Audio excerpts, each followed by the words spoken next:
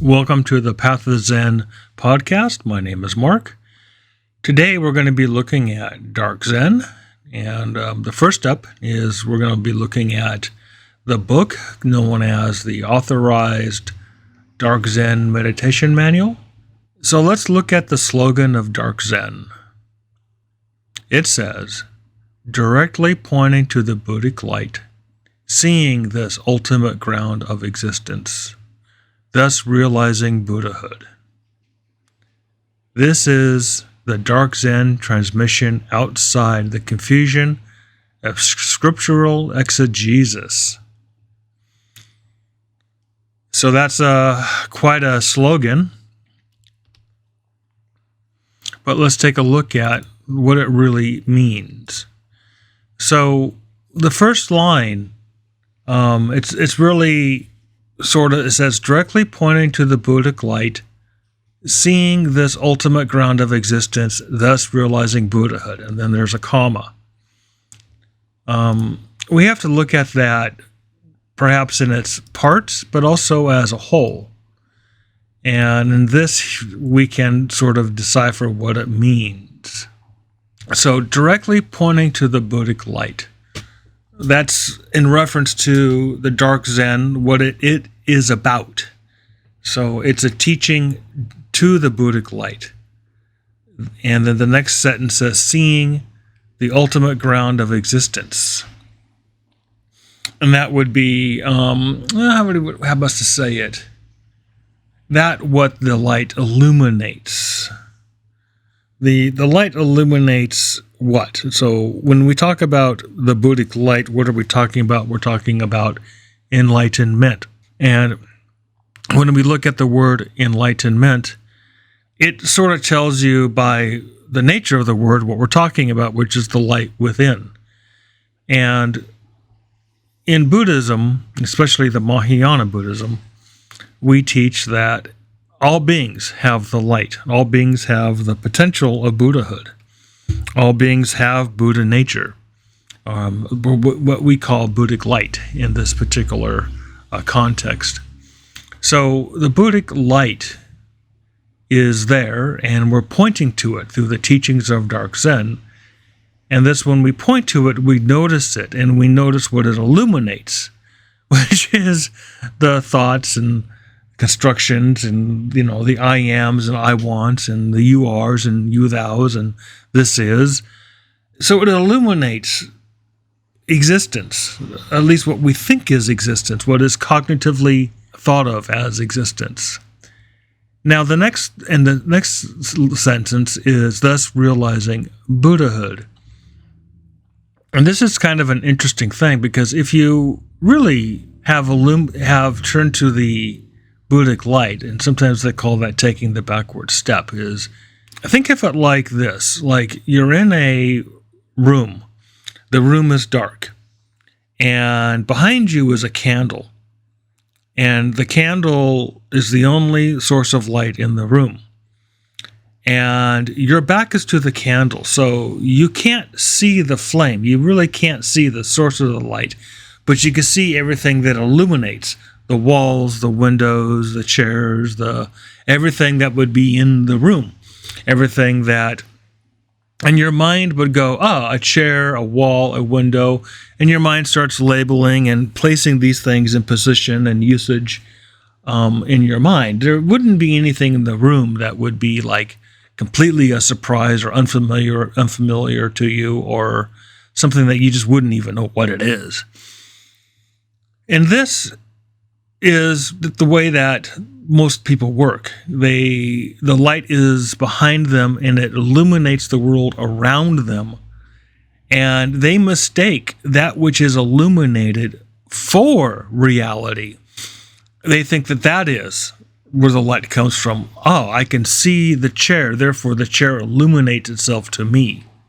I can see the window, thus the window illuminates itself to me. It's sort of this idea that objects illuminate themselves to your mind as to what they are, to their nature, that they themselves are fixed items in time and space.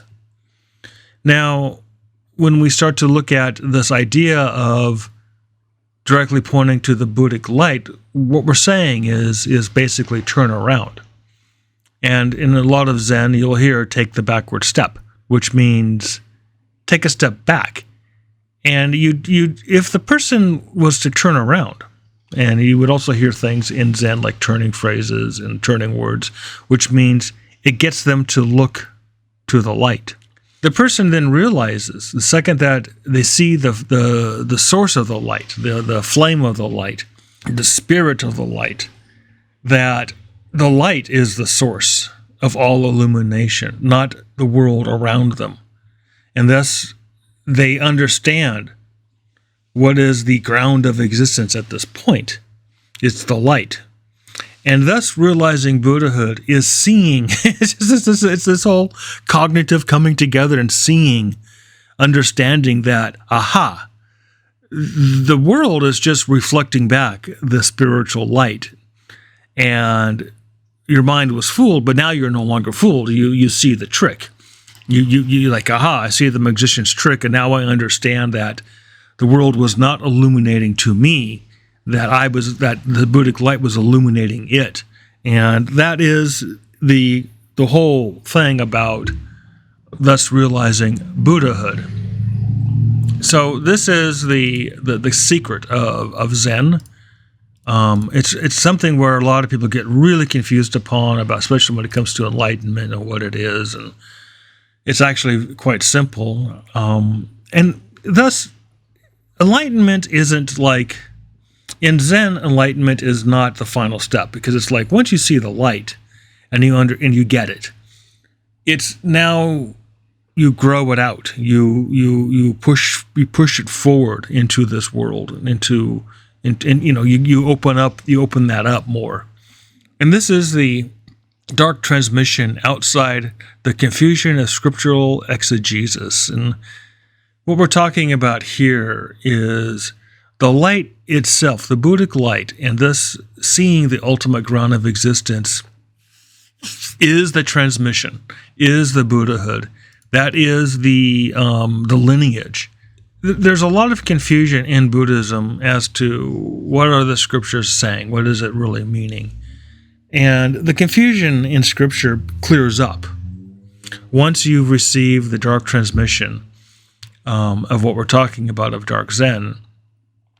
A lot of these weasel words and a lot of the spurious interpretations, that all clears up, and you see it for what it is.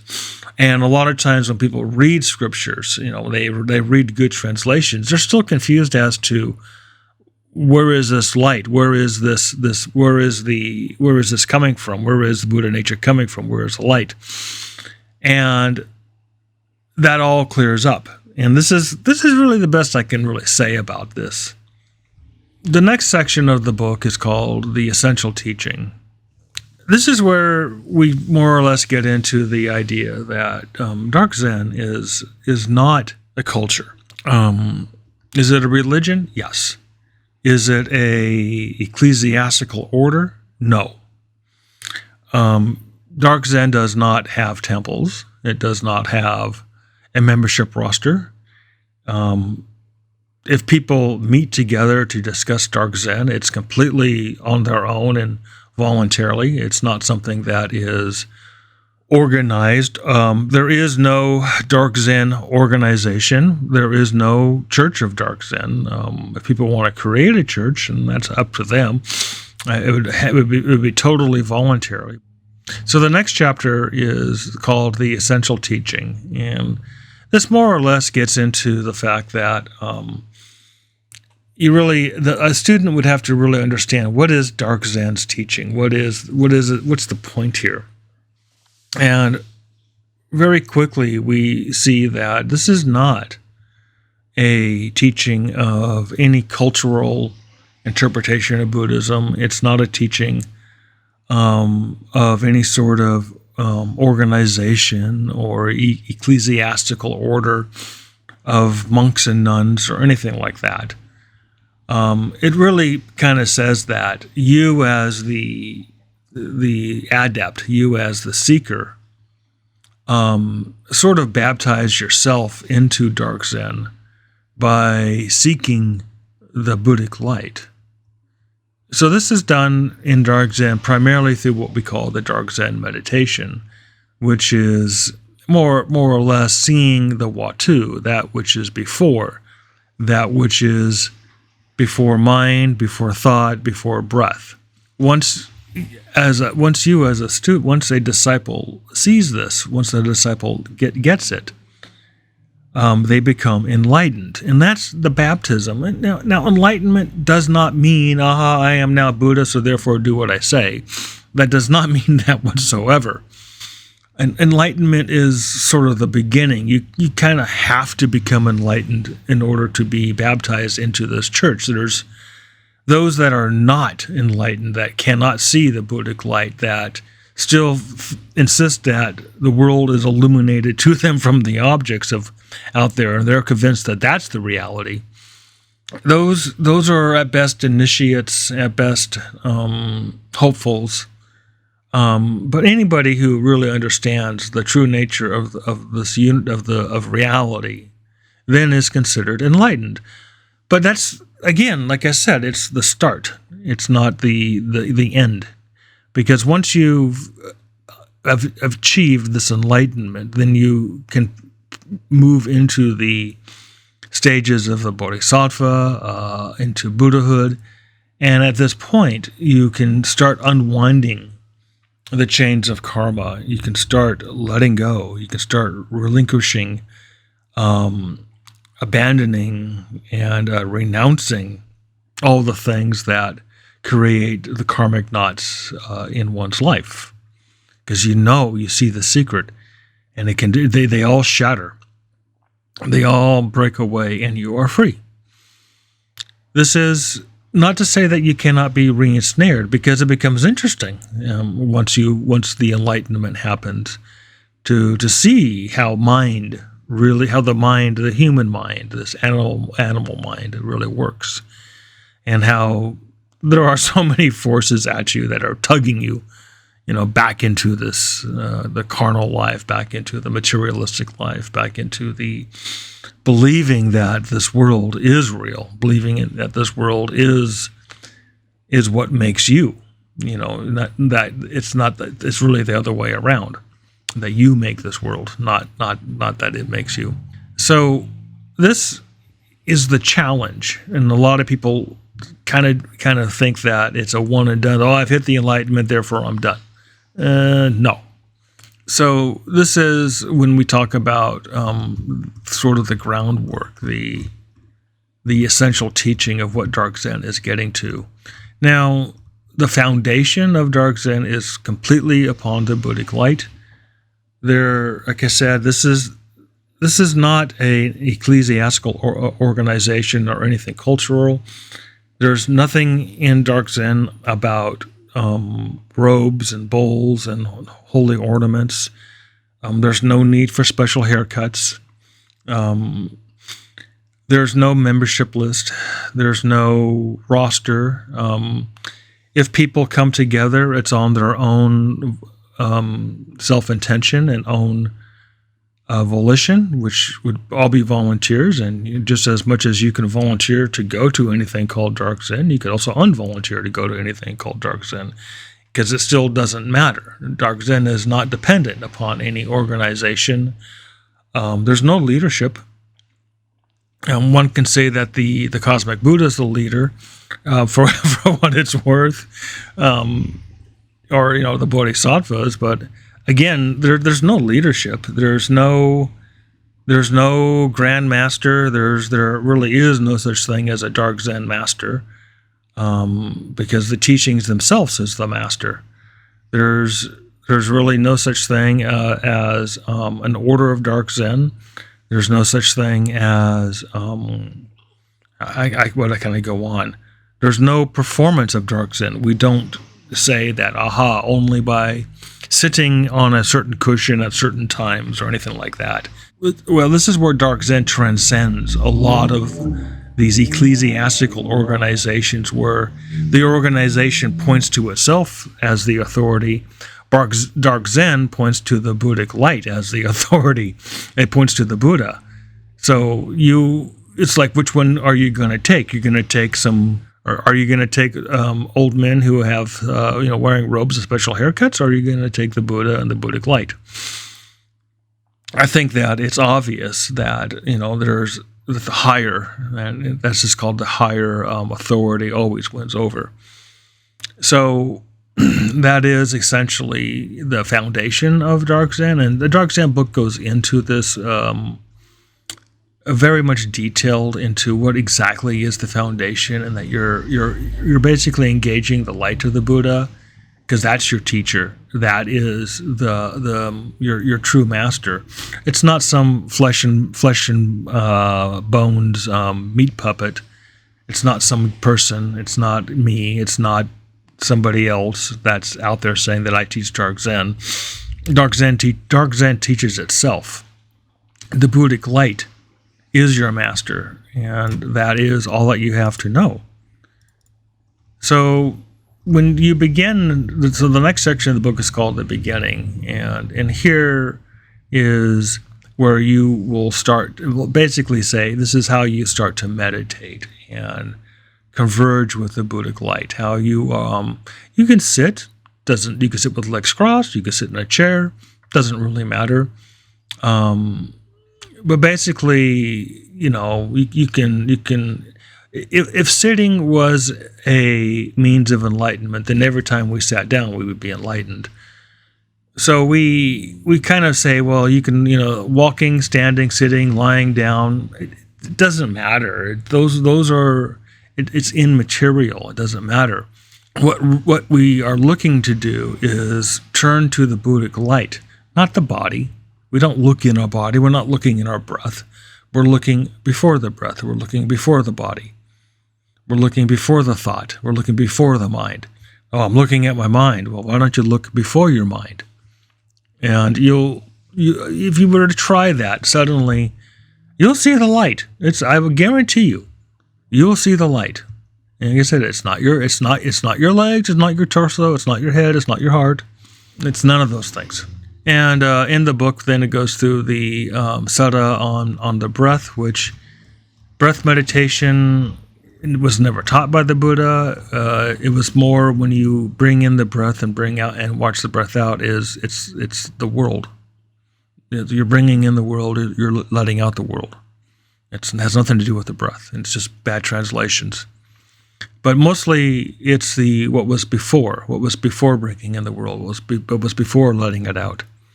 And try the meditation like that, and you will find that there's a light. You'll actually see the light. You will actually feel the light. You will actually know it. Try it.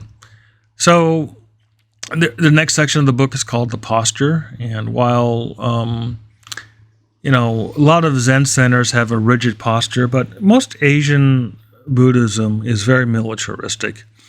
They like to line everybody up and look like Buddha statues and march them around and chant out slogans and parade the Grand Master up front who's like a general, and he's creating an army of monks. And this is how Asian religions work. They can be they insist on conformity.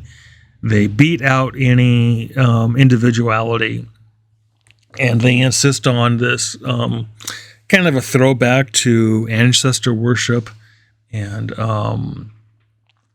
but in this case, you're kind of engaging in a worship of the temple ancestors, the spiritual ancestors, which are just nothing more than meat puppets. So Dark Zen kind of rejects all that because it's not in the sutras and it's not really mentioned. It's only in ecclesiastical Buddhism. If you want to go do that, if you want to go pray to the ancestors of some temple or to the bodhisattvas to protect a temple or the masters, or pray to a master himself because you think that he's going to give you anything, that's on you. Dark Zen does not teach any of that. It does not support it. It is unneeded in our opinion. We don't view that there's any proper position that you need to be in. I mean, obviously, we think you should be comfortable, and that if you're going to be looking into your own mind, it'd probably be best to be comfortable. But again, if you're thinking that you got to sit cross-legged in full load of style and your legs are just killing you, we think there's something else going on with that, and it has nothing to do with dark Zen or Buddhism. And that's something that you may want to take up with a psychologist as to why are you inflicting pain upon yourself. Essentially, we don't advocate, like I said, the book does not advocate any position or this idea that you got to sit still. Then the book talks about the access of the light and how the access is the teacher. Like I said, at first it feels like a magnetic feeling around the head region and the chest, which you will feel that. You will feel like it's just something pulling at you.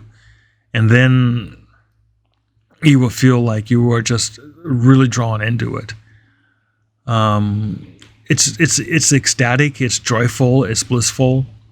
Somebody who's truly been in the light, it's as if they've become energized. They're not zombie-ish, they're not lethargic. When they get up from meditation, they are like, wow, that was really great. They're a bright, alert, happy, energetic. They're not zombified. They don't look like they've been in a deep trance or anything like that. Those people that tend to look like they've been in deep trances or zombified, looks like they're, it looks like they're woozy, they're getting up, they're not quite sure where they're at, they're stumbling around like they're drunk. Those people are falling into deep trances of mind. They're fixating on thought objects. They're fixating on false items, false teachings, and those are things that dark Zen rejects. We don't look at that as proper meditation, and students that habitually fall into such meditations, it can be quite dangerous. They could end up in taking on dissociative mental issues, depression issues, various forms of self-induced schizophrenia, and a lot of times it's just deep depression. So we also have a thing called after access in the book here. It's sort of like, okay, once you see the Buddhic light, it doesn't leave you. Once you walk out of the Zen, you can say, I walk in the Zen temple and meditate, I see the Buddha light, but it stays with you wherever you go. Go shopping, you go to work, you're with your family. It stays with you and it affects you. You suddenly see, the three poisons, the stupefaction, the cruelty, and essential desire, and all things, and you say, I don't want to do that. I'm just going to stop doing that. And it's really one of the most remarkable things ever. You just will find yourself saying, you know what, I ain't going to do that because it just causes suffering. I ain't gonna behave like that because it just causes suffering. I ain't going to engage in those things anymore because it just causes suffering. And it's sort of a change from the inside to the outside. It's not an outside change to the inside. Just because it's like in some places you go to, you see people, they put on robes and they put on religious ornaments and they go shave their head, and they think that by changing the outside, it's going to change the inside. And that's ass backwards. Dark Zen basically says, no, you change the inside because that will change the outside. So that's essentially what Dark Zen is about. So continue on here. It has some further implications, mostly talking about your understanding of koans, your understanding of Zen, your ethics, morality sort of conform to the Buddhic light. And it's a natural, it's logical, it's reasonable, and it's one that an adept comes to all by themselves. Nobody has to tell them this stuff. There's no faking it till you make it here. So this is essentially what Dark Zen has been about for a long time. It's rejected by the ecclesiastical organizations because it basically says that they're not the front and center. This isn't Buddha and his organization. That's how they present it, is that the lineage, they will say that they will impress upon you that the lineage is the Buddha's organization. This is just as bad as the Jehovah's Witnesses impressing upon you that it's Lord God and his organization, that they're one and the same. And you see this with a lot of Buddhist organizations, that they're no better than the Jehovah's Witnesses when it comes down to that level of thinking. And this is something that Dark Zen utterly rejects, this idea that there's an organization or a church that is the Buddhic light or is the equal to the Buddha. That's because if you think that, then that is completely not understanding the Buddha and completely lost in illusional phenomena. You're back to thinking that things illuminate themselves into your mind. This is what Dark Zen has taught. When we first came out with this, like in around 2004, immediately we were called a cult. And this is because people wanted to scare their students away. They were gatekeeping. They're like, oh, don't look over there, because the second that you see the Buddhic light, they're going to lose students. The students are going to realize that the teacher is not the Buddha. The teacher is not the source. The teacher is just another meat puppet like everybody else is. And so a lot of these organizations quickly came out and declared Dark Zen as a cult, as cult teachings, and therefore stay away. We were getting reports that people would talk about Dark Zen in the Zen centers, and that they were being told to leave, told to shut up, told you can't talk about that or you're going to get excommunicated. And it's like, really? Are you kidding me? I mean, like I said, they're just as bad as the Jehovah's Witnesses in that they're putting themselves and their organizations before the Buddha and the Buddha light. It's like, no, don't worship the Buddha. Worship us. We tell you what to do. Just honestly, who's the cult? Yeah. Mm-hmm. So that's sort of what ends up happening. You go a lot of places where Buddhists talk, people bring up Dark Zen, and immediately the ones that are profiting from the ecclesiastical organization shut down the conversation. They gatekeep.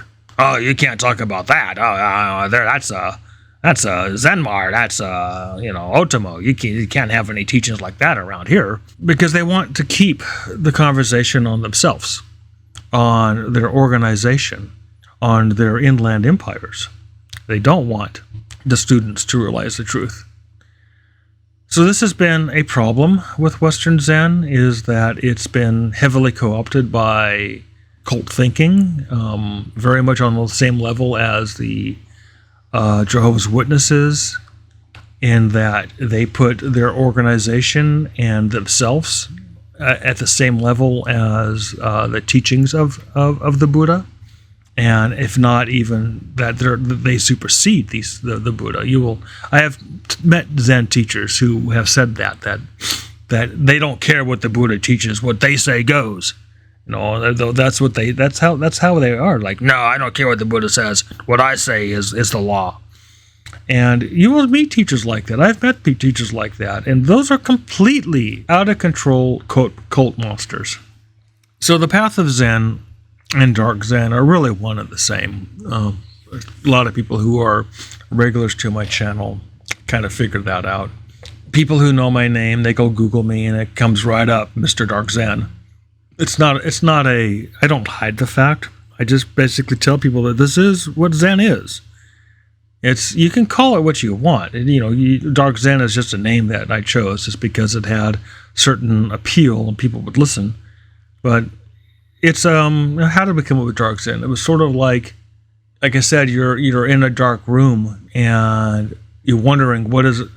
There's a light behind you and it's illuminating everything around you, but you can't see it because it's dark. It's the darkness is your own understanding. So it was just a term, a lot. I've actually, have had conversations with people that would actually stop and listen to me, and then they start to realize, oh, well, what you're talking about is real Buddhism, real Zen, and you don't see this in the Zen centers. Most Zen centers today have stopped teaching Zen. What they teach is relationship counseling, or they teach how to get along with others. They teach how to be a good employee. They teach relaxment. They teach mental joyriding. They teach everything but enlightenment and Buddhism. I've heard people tell me that some Zen centers won't even mention the name Buddha anymore. And this is mostly because that the people who run these places, they're not Buddhists. They're psychologists. They're people that are looking to build themselves a business, and you are the customer. So this becomes an issue is when the church becomes a business, and the faithful, the members become customers. That's a whole different thing. And this is why, I reject these sort of organizations that are like that, because they have to make money, they have to sell, they have to bring in the shekels to pay the rent. This has been a problem with American Zen. In a lot of other countries that are Buddhist, the temples are owned by the government, and there's no rent. There's no bills to pay. The donations are given to the temples by the utilities, by the people. In a lot of countries, you could just go to a temple, and if you start caretaking it and whatnot, it becomes your temple. But here in America, we are not this way. At least not anymore. Now it's all, pay up. So Western Zen has become a business. And when it's like that, it doesn't go well for the true spiritual seeker. And that's why we see what we see today with all of this politics and all of this activism. And then you start to wonder, where's the money coming from? And that's a whole nother topic for a whole nother discussion of where does the money come from to support that. I'll probably go ahead and end this talk here. I'll put a link into the description of where you can get the Dark Zen book, because it truly is, in my opinion, the true teachings of the Buddha, the true teachings of Zen. Anything else is you're just dealing with the church, the organization, and the people. And that, in my opinion, is it's good for camaraderie and friendship and meeting others that are like-minded, but, are you going to really learn Zen in those organizations? All right, well, thank you for listening to the podcast. Until next time.